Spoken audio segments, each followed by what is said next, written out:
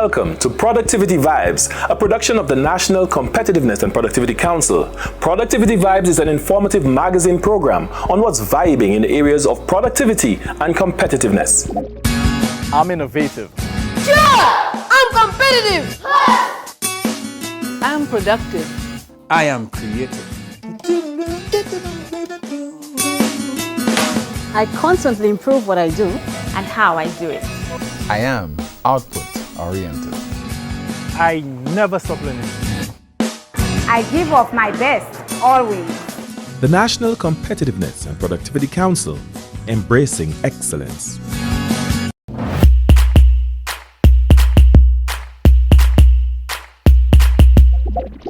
Coming up on What's Trending, the updated medium-term development strategy for Saint Lucia, an important tool for economic growth and national productivity. We bring you highlights of the first stakeholder engagement. The Department of Economic Development is charged with guiding the process for the development of a new medium-term development strategy for Saint Lucia, the MTDS. So we are the department that is responsible for donor coordination and resource mobilization, which is essentially looking for the funding that would enable us to finance our socio-economic development. So it's a very important role. The planning process for the MTDS calls for wide stakeholder engagement, inclusive of public and private sectors, NGOs, and civil society organizations. As you're aware, our last strategy was launched in 2020. That was pre-COVID. Given the impact of COVID on our economy, it now has forced us to revisit our strategy and our aspirations for the medium term.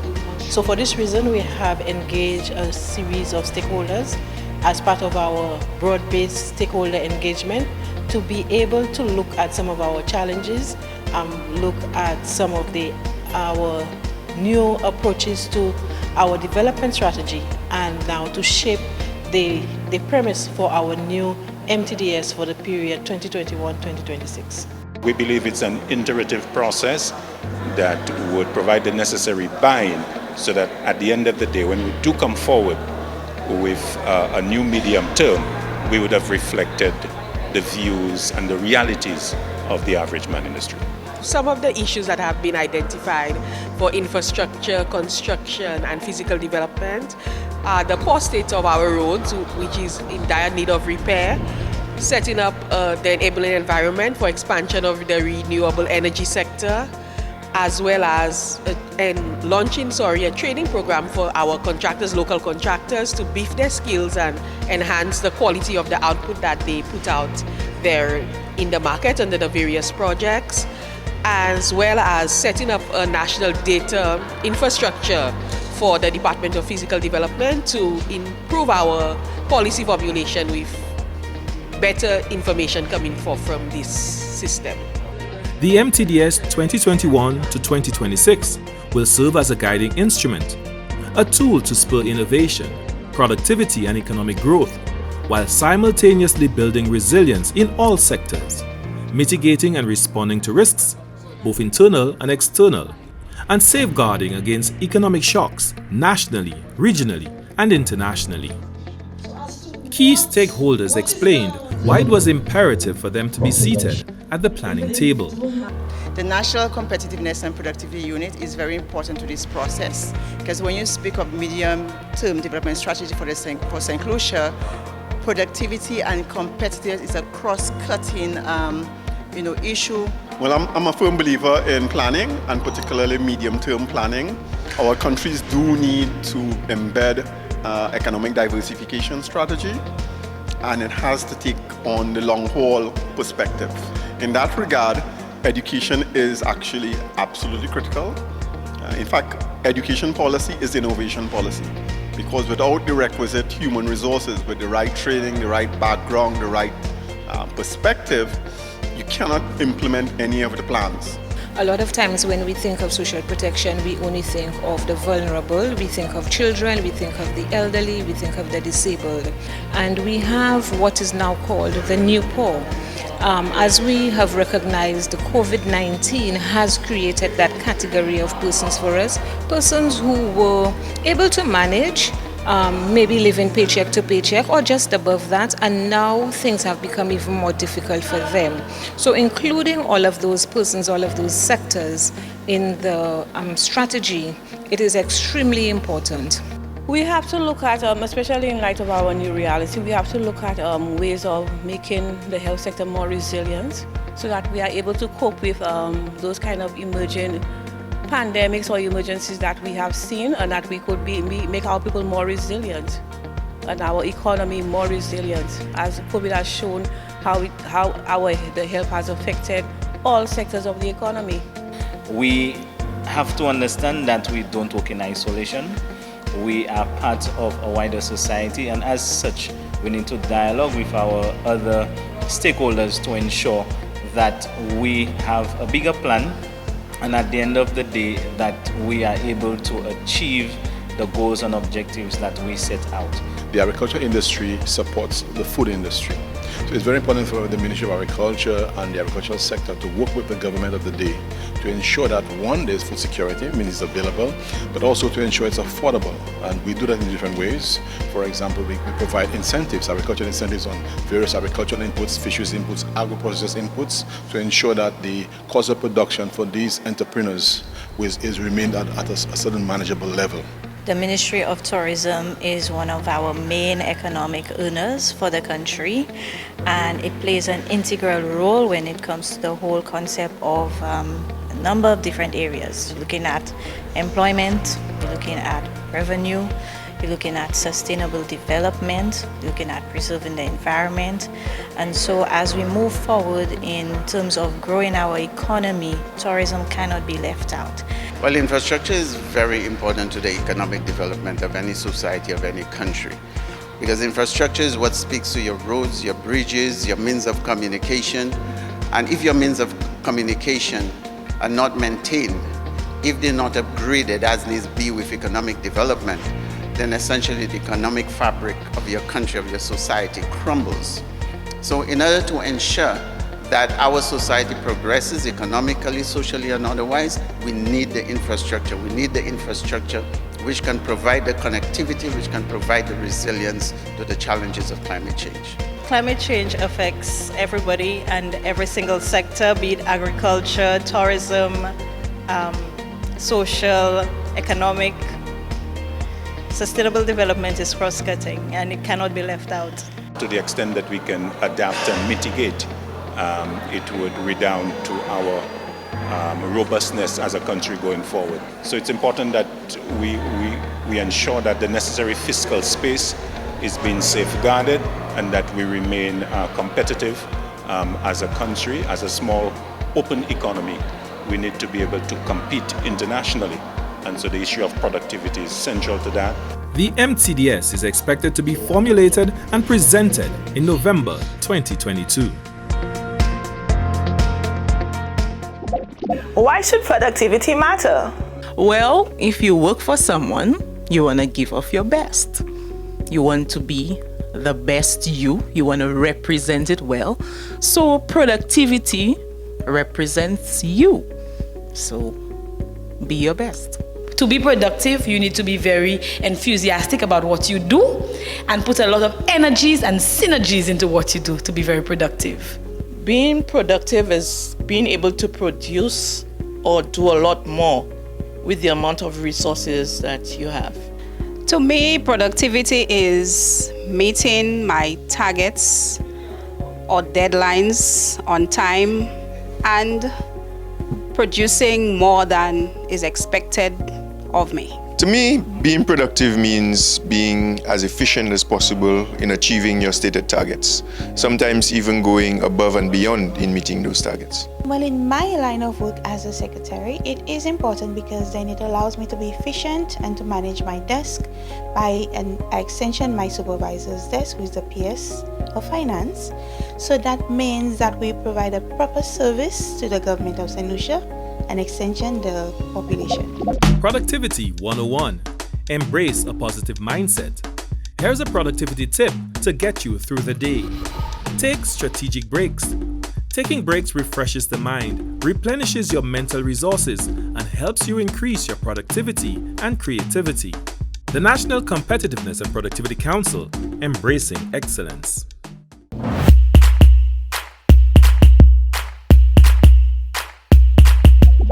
In our Innovators segment, COVID-19 had a devastating impact on Saint Lucia's economy, but it also provided opportunities to innovate. Our manufacturing sector embraced innovation and held their own during the pandemic.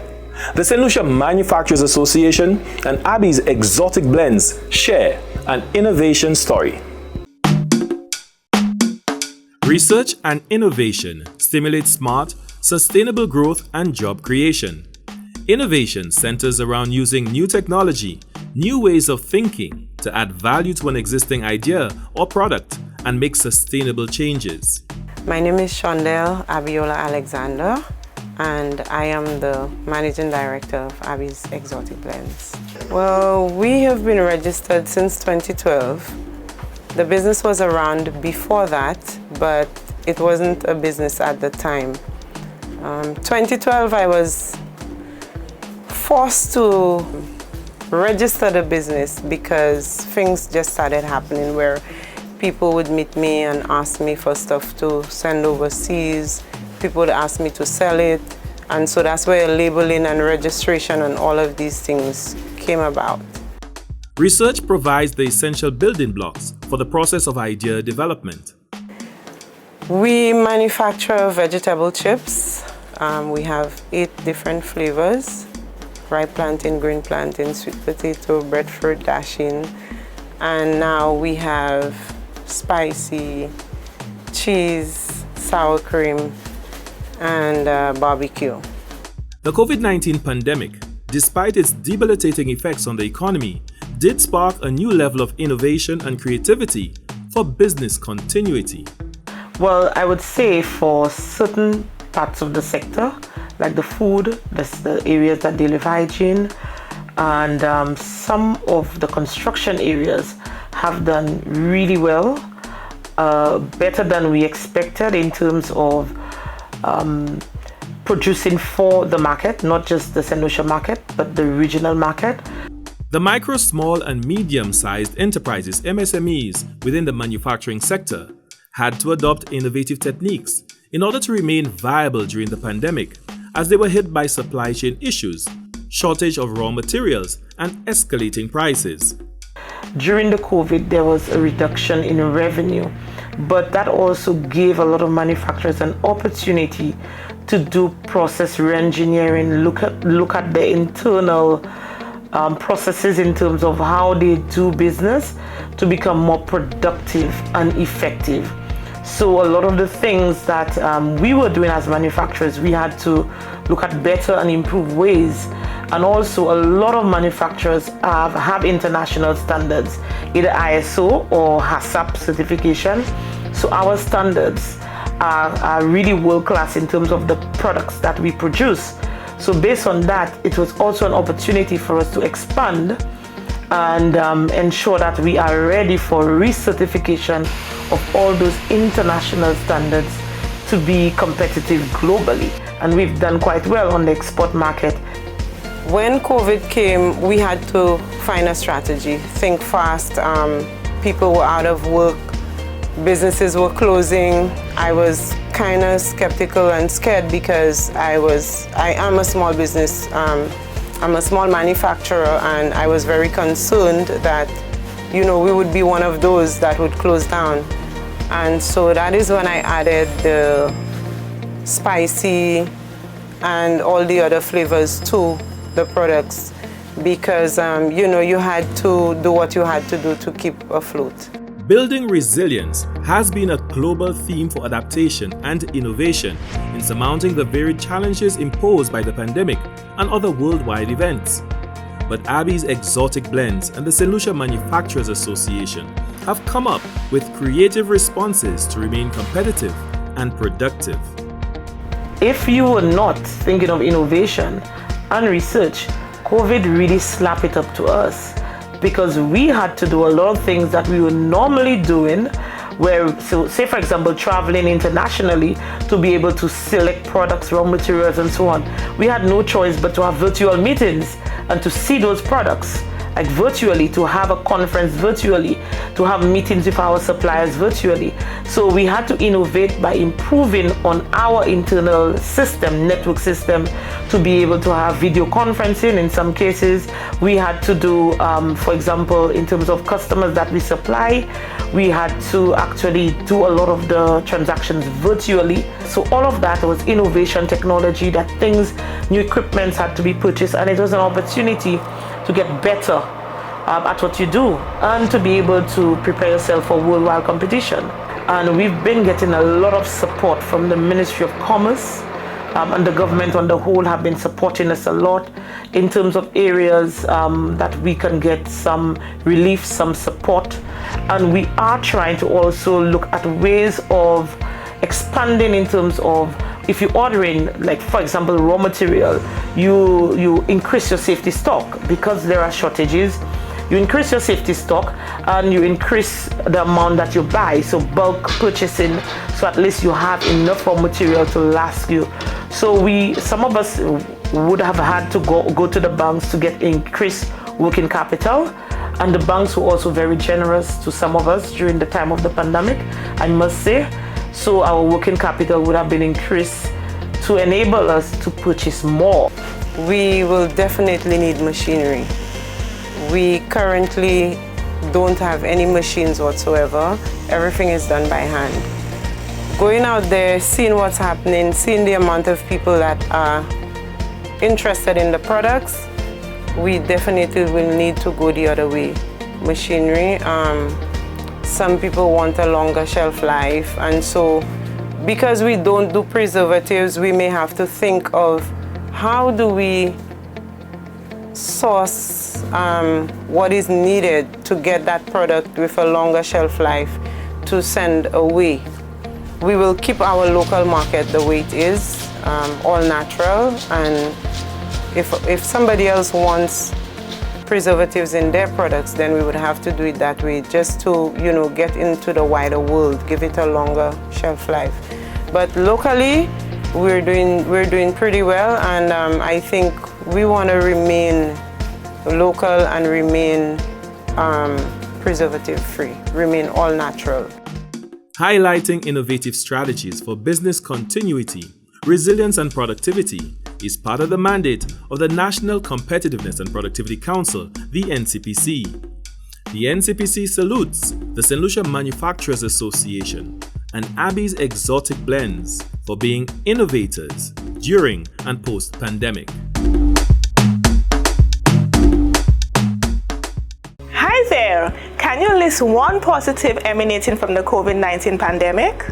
Okay, so one positive for me is that of a better work-life balance for some individuals, where they were able to work from home, see to their families, and still work remotely and be productive in whatever it is that they were supposed to accomplish on any particular day. COVID made us more health conscious in that we wash our hands more often now, we sanitize more often, we don't just sneeze or cough in the open now, we wear our masks.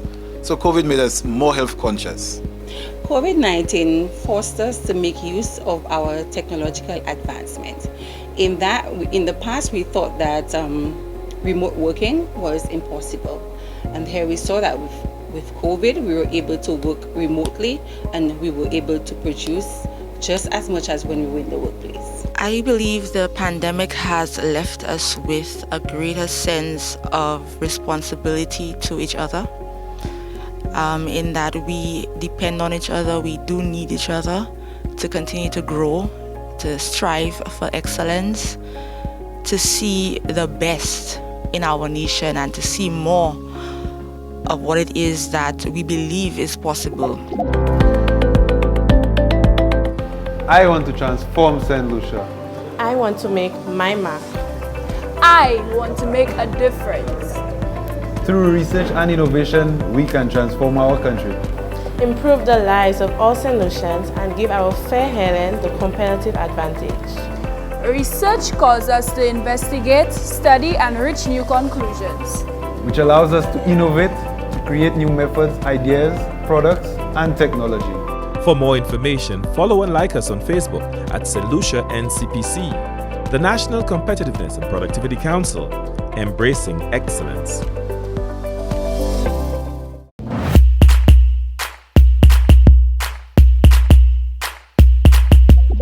In our final segment, Productivity Insights, we look at issues impacting national productivity. In today's segment, we look at the benefits of the newly launched online Civil Status Registry. Today, I have the simple task of welcoming you to the launch of the Civil Status Registry of E-Services, an initiative of the Government of Saint Lucia, and specifically coordinated by the Division of Public Sector Modernization in the Department of Public Service. The Civil Status Registry is making it easier to access the services of the Civil Status Registry using the DigiGov platform. I need my birth certificate to get my national ID.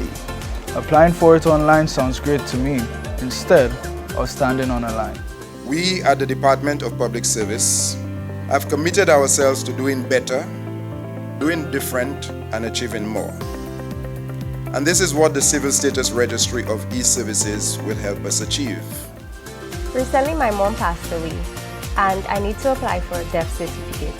I live and work in the South, and I would love to apply from the comfort of my home. To the citizens, we are saying that it will be more convenient to them. They will be able to apply online, an e-application, e-payment. They have the option to the e-payment or the option to apply online, and then thereafter utilize any of the government cash agencies to pay for the certificates. This represents a significant milestone in our commitment at the Civil Status Registry to improve the convenience and reliability of the services that we provide to the public. Why services? Why now? We are leveraging technology to improve process efficiency, productivity, and reach. The current ubiquity of mobile devices is just one of the many examples illustrating how the fourth industrial, or some might say the first digital revolution, has radically changed the world we live in. Computers and the internet, once just used in large organizations, are nowadays indispensable facilitators of everyday life for basically everyone. Introducing these services online significantly expands accessibility to CSR, Civil Status Registry. Our services are now available to you anytime and from anywhere. We're taking you off the line and making it easier online. To the Civil Status Registry, we would see increased efficiency, improved productivity of our staff members because the process would be more seamless. Applying online means that there is less, I would say, wastage, less recurrent expenditure because we would not need funds for paper, for ink, Additionally, it would be a more timely process. I think this exercise here is an exercise for public relations. And many times we do many good things, but nobody hears about it, or no one understands what it is about. And I applaud this initiative in the sense that we are here to market this product in the administration of government. Register with DigiGov today. If you need help accessing DigiGov e-services, visit the Civil Status Registry or any one of the ICT centers in Micoud, Monchy, Soufrière, Diefort, and Anse-Lorraine. The government of Saint Lucia continues to show commitment to sustainable national development, leveraging digital as an enabler. But what is digital transformation? In the context of government and the public sector, we see digital transformation as government's use of ICT to really improve on programs and services that would benefit the public. And this is very, very important as we go forward. But it not only focuses on technology, but it focuses as well on change management, the governance to ensure that we have the right frameworks in place to support digital transformation, and ensuring that there is constant stakeholder participation. And I'm very happy today that we can see so many stakeholders who've come out. We need to give the assurance that this framework will further support the data protection and privacy principles as one of the first steps to a collaborative effort in protecting consumers' data and privacy.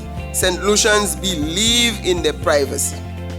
You cannot really implement digital transformation or any ICT solution for that matter without implementing a digital identity platform.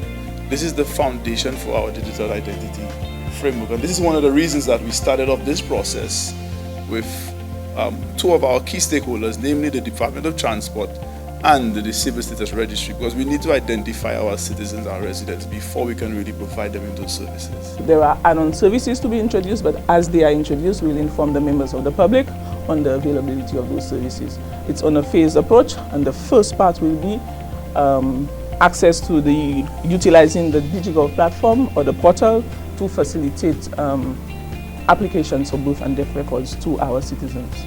We will be having a second phase of the civil registry services, which will focus on marriage certificates, life certificates, registration of birth and death, and rectification. DigiGov, serving people and businesses with that island love. DigiGov we see as a catalyst for digital transformation.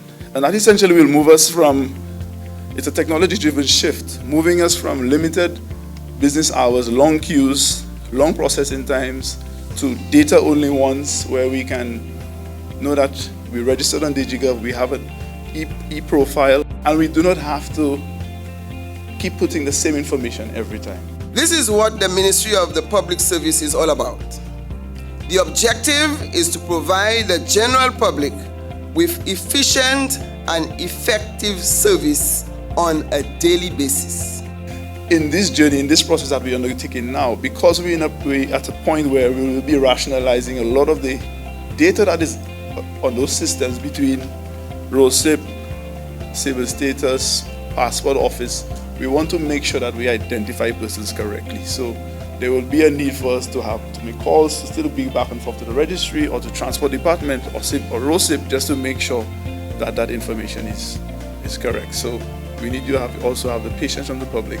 Our projection is that by extension, DigiGov platform will set St. Lucia as the region's leader in digital transformation.